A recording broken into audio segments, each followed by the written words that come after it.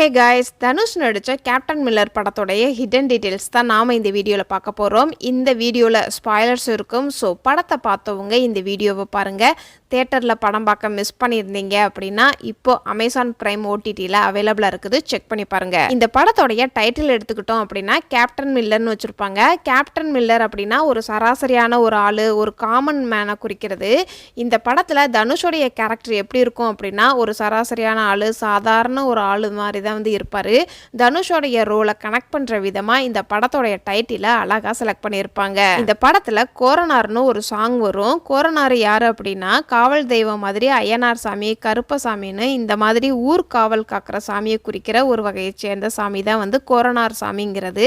இந்த கோரனார் சாமி வந்து இந்த ஊரை காப்பாற்றுறதுனால அந்த சாமியை வணங்கி போற்றி பாடுற மாதிரி தான் வந்து இந்த கோரனார் சாங் வந்து அமைஞ்சிருக்கும். அந்த கோரனார் சாமியை வந்து கிளைமேக்ஸில் தான் வந்து ஒரு பொம்மை மாதிரி காமிச்சிருப்பாங்க, அதுதான் கடவுள்னு. இந்த சாமியை வந்து நல்லா நோட் பண்ணி பார்த்தீங்க அப்படின்னா சிவனுடைய வடிவத்தில் வந்து செஞ்சுருப்பாங்க. படத்தோடைய கிளைமேக்ஸோடைய டயலாக் எப்படி அமைஞ்சிருக்கும் அப்படின்னா கோரனாருடைய சாமி மாதிரி அனலிசன் தான் வந்து நம்ம ஊரை காப்பாற்றிருக்கிறாரு, அனலிசன் தான் வந்து காவல் தெய்வமாக வந்திருக்கிறாரு அப்படின்னு சொல்லி அந்த டயலாக் எல்லாம் பேசி இந்த படத்தோடைய கிளைமேக்ஸ் வந்து முடிச்சிருப்பாங்க. இந்த படத்தில் ஆக்ட்ரஸோடைய பேருக்கு இம்பார்ட்டன்ஸ் கொடுத்துருப்பாங்க. தனுஷோடைய பேர் வந்து அனலிசன்னு வச்சுருப்பாங்க. இது வந்து ஈசனை குறிக்கிற ஒரு பேராக இருக்கும். படத்தோடைய கிளைமேக்ஸ் வந்து ஊர் காவல் தெய்வமாக இருக்கிறது ஈசன் தான் சொல்லியிருப்பாங்க. கிளைமேக்ஸில் மக்களை காப்பாற்றுறதும் அனலிசனான தனுஷ் தான் வந்து காப்பாற்றிருக்கிற மாதிரி காமிச்சிருப்பாங்க. அதே மாதிரி ஹீரோயினுடைய பேர் வந்து வேல்மதின்னு வச்சுருப்பாங்க. இந்த பேர் வந்து பார்வதியை குறிக்கும். ஈசனுக்கு ஜோடியாக பார்வதிங்கிற மாதிரி தனுஷுக்கு ஜோடியாக ஹீரோயின் இந்த பேர் வச்சிருப்பாங்க. இவருடைய பேர் வந்து ஸ்டீபன் வச்சிருப்பாங்க. ஸ்டீபன்ங்கிறது வந்து அழகு சம்பந்தப்பட்ட பேரா இருக்கும். இவர் வந்து அழகா இல்லை, இவருக்கு போய் ஸ்டீபன் பேர் வச்சிருக்கிறாங்க அப்படிங்கிற மாதிரி தான் வந்து அங்க வேலை பார்க்குற இன்னொருத்தர் வந்து கேலி செய்யற மாதிரி காமிச்சிருப்பாங்க. இந்த சீன்ல தனுஷ் வந்து நம்மளுடைய நாட்டு மக்களை வந்து ஷூட் பண்ற மாதிரி காமிச்சிருப்பாங்க. அப்ப தனுஷ் பண்ற அந்த எக்ஸ்பிரஷன் வந்து அவ்வளோ அழகா இருக்கும். ஒரு ஹீரோ வந்து ஷூட் பண்ணும்போது அப்ப கண்ணை மூடிட்டு வேண்டா வெறுப்பா ஷூட் பண்ற மாதிரி காமிச்சிருப்பாங்க. பொதுவாக படங்களில் வந்து எந்த ஒரு ஹீரோவும் அப்பாவி ஆளுங்களோ அடிக்கவோ திட்டவோ கொலை பண்ணுறதோ மாட்டாங்க.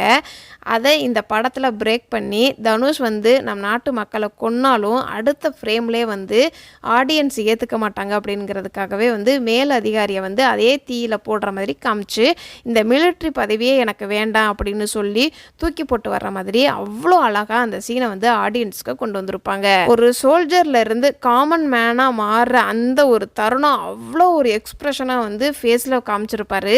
அதே மாதிரி அதுக்கேற்ற பிஜிஎம்மும் செம்மையாக பண்ணியிருப்பாங்க படத்தோடைய டீம். இந்த சீனில் தனுஷ் வந்து ஒரு பக்கம் அண்ணனையும் கொன்றுவார், இன்னொரு பக்கம் ஹீரோயினுடைய ஹஸ்பண்டையும் கொன்றிருப்பாரு.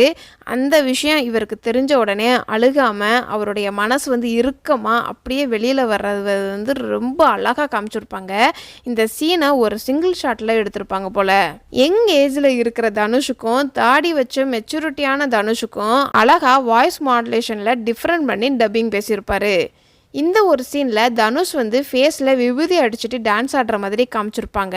அப்படியே இந்த சீன் வந்து அகோரி வைபை அப்படியே ஆடியன்ஸுக்கு கொண்டு வந்திருப்பாங்க. இந்த சீனில் 10 பேரை கட்டி வச்சு பாம் வெடிக்கிற மாதிரி காமிச்சிருப்பாங்க. அப்போ பிளாஸ்ட் ஆன புகை கலைஞ்சு போகும்போது தனுஷ் நடுவில் நிற்கிற மாதிரி காட்டுவாங்க. தியேட்டர் சீனுக்காகவே எடுத்த சீன் மாதிரி தான் வந்து அவ்வளோ அழகாக அந்த சீனை வந்து கொண்டு வந்திருப்பாங்க. இந்த படத்தோடைய கதை 1930 40 காலகட்டத்தில் நடக்கிற மாதிரி காமிச்சிருப்பாங்க. அதுக்கான ரெஃபரன்ஸாக தனுஷ் வந்து இவர்கிட்ட ஒரு டயலாக் பேசியிருப்பார். எல்லாருக்கிட்டையும் அடிமையாக இருக்கிறோம் அப்படின்னு சொல்லி டயலாக் மூலமாக ப்ரீ இண்டிபெண்டன்ஸில் தான் இந்த கதை நகருதுங்கிறத ஆடியன்ஸுக்கு கன்வே பண்ணியிருப்பாங்க. இந்த படம் ஒரு சண்டை படம் அப்படின்னு சொல்ல முடியாது, ஒரு வார் நடக்குதுன்னு சொல்லலாம். ஏன்னா ஒரு சண்டை படம் அப்படின்னா ஹீரோவும் வில்லனும் கை காலை அசைச்சு ஃபைட் பண்ணிக்கிட்டே இருப்பாங்க.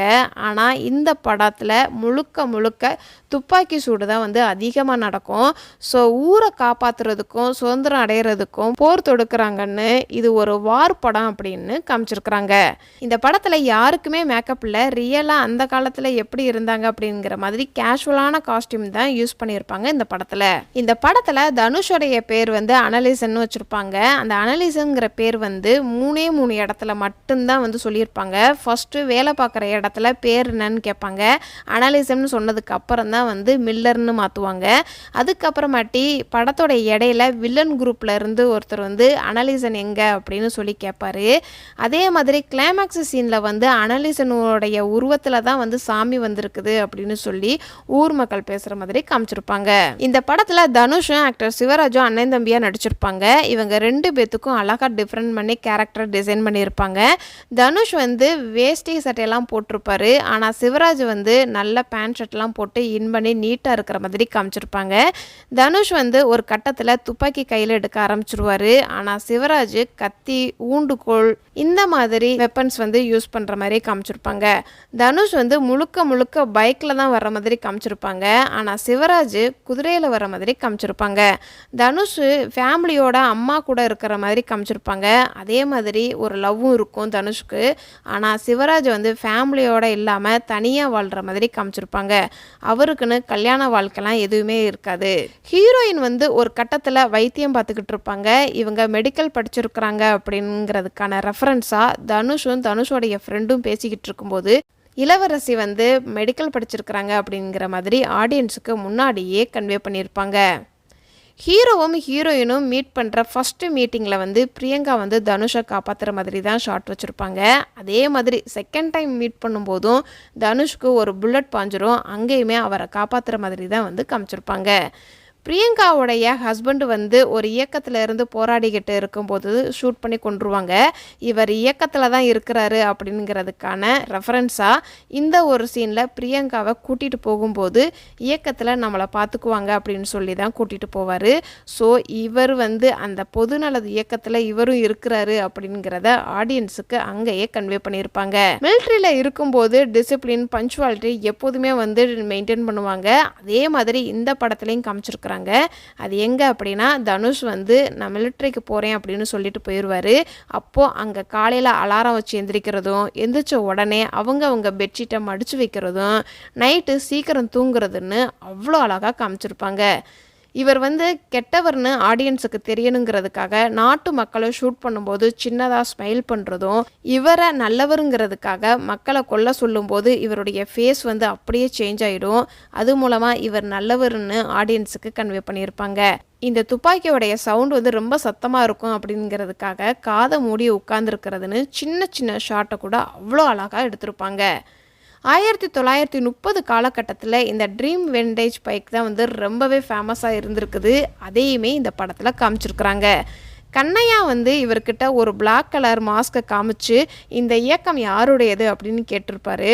தெரிஞ்சவங்க தான் அப்படின்னு சொல்லி அந்த இடத்துல இருந்து கிளம்பி இருப்பார் இவர். ஆனால் அவர் யார் அப்படிங்கிறத அந்த இடத்துல வந்து ரிவீல் பண்ணியிருக்க மாட்டாங்க. இவர் யார் அப்படிங்கிறத வந்து கிளைமேக்ஸ் போர்ஷனில் போஸ் வெங்கட்டும் செங்கோலன் தான் அப்படின்னு காட்டியிருப்பாங்க. தனுஷோடைய ஃப்ளாஷ்பேக் ஸ்டோரியில் அவங்க அம்மா வந்து இறந்து போயிடுவாங்க. அப்போது செங்கோலனை பார்க்கணுன்னு சொல்லியிருப்பாங்க அவங்க அம்மா. செங்கோலன் வந்திருக்க மாட்டார், வரமாட்டார் அப்படிங்கிறதுக்கு இதுக்கு முன்னாடியே ஒரு சீனில் வந்து சொல்லியிருப்பாங்க. அது எங்கே சொல்லியிருப்பாங்க அப்படின்னா, தனுஷ் வந்து செங்கோலனை பார்த்து நீ அம்மா செத்தது கூட வரல அப்படின்னு டயலாக் மூலமாக ஆடியன்ஸுக்கு கன்வே பண்ணியிருப்பாங்க. இப்போ இந்த படத்துல வர ஒரு சில ஃபேக்ட்ஸ் என்னென்னு பார்த்தரலாம். இந்த படத்துல மொத்தம் 2000 துப்பாக்கி யூஸ் பண்ணியிருக்கிறாங்க. அதுல 4-5 துப்பாக்கி டிஃப்ரெண்ட் மாடல்ல யூஸ் பண்ணியிருக்கிறாங்க. இந்த படத்தோடைய ஹீரோயின் பிரியங்கா அருள்மோகன் அவருடைய ஓன் வாய்ஸில் டப்பிங் பேசி கொடுத்துருக்குறாங்க. இந்த படத்தோடைய டைரக்டர் இதுக்கு முன்னாடி பண்ண 2 படத்துலையுமே வந்து பிளாக் அண்ட் ஒயிட் ஷாட் வந்து வச்சுருப்பாரு. அதே மாதிரி இந்த படத்துலையும் பிளாக் அண்ட் ஒயிட் ஷாட்டு வச்சுருக்கிறாரு. இந்த படத்தை யூஸ் பண்ண இன்ஸ்ட்ருமெண்ட்டில் ஹவுஸ் ஹோல்டு இன்ஸ்ட்ருமெண்ட்டும் யூஸ் பண்ணியிருக்கிறாங்களாம். இந்த கோயிலை முழுக்க செட்டு போட்டிருக்கிறாங்க. இந்த கோயிலை நல்லா கவனித்தோம் அப்படின்னா சின்ன சிற்ப சிலைகள், நந்தி, கோயிலுடைய என்ட்ரன்ஸு, கோபுரம், ஒரு கோயில் எப்படி இருக்குங்கிறத அவ்வளோ அழகா தத்ரூபமாக செட்டு போட்டு கொடுத்துருக்குறாங்க. அதே மாதிரி இந்த ஊரையுமே வந்து செட்டு தான் போட்டிருக்கிறாங்க. இந்த ஊரில் 50 வீடு, சின்ன பாலம், உட்காந்து பேசுறதுக்காண்டி சின்ன மண்டபம், அந்த காலத்து தொழில் வந்து மண்பானை செய்கிறது, கூடை பின்னுறது, தச்சர் வேலைன்னு அவ்வளோ அழகாக நேர்த்தியாக இந்த படத்தில் கொண்டு வந்திருக்கிறாங்க. அதே மாதிரி பெண்கள் வந்து நொண்டி விளையாடுறது, பூ கட்டுறதுன்னு அவ்வளோ அழகாக பழைய காலத்தை வந்து ஞாபகப்படுத்தி இருக்கிறாங்க. இதெல்லாம் இந்த படத்தில் நான் நோட் பண்ண சின்ன ஹிடன் டீட்டெயில்ஸ். இதை தவிர நீங்கள் ஏதாவது நோட் பண்ணியிருந்தீங்க அப்படின்னா கமெண்ட் செக்ஷனில் கமெண்ட் பண்ணுங்கள்.